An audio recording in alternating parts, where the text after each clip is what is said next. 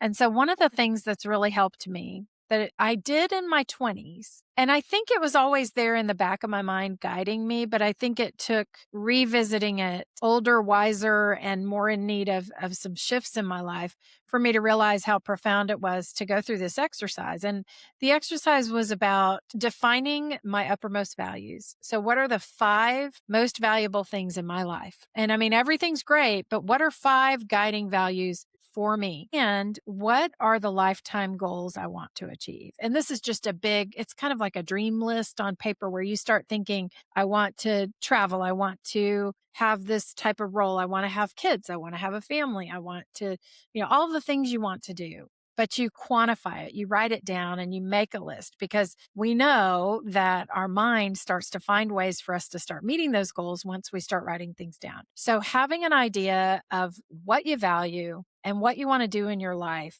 helps you think about the way you need to live to be in alignment with that. Because I think what can happen when you get so busy and your rewards are driven by that corporate do everything mentality, I think it's so easy to just let time pass you by. And then all of a sudden Sure. it's like, it isn't just weeks or months, it's years that have passed. Yeah. And so the other thing I added to that exercise, now that I take people through it myself, is I say, what do you want to be known for? What's your legacy?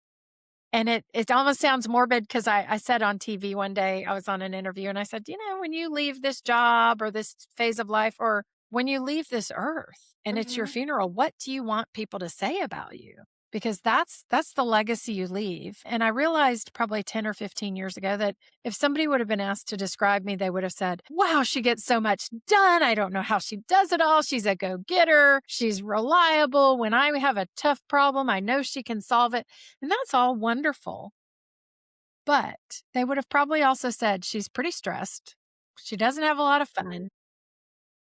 I wish she would take it easy sometimes or take it easy on herself and not push herself so hard. I was probably known as pretty stressed and I'm a mom of now adult children, but I thought, man, is that the legacy I want to leave? Is that what I want them to remember about me?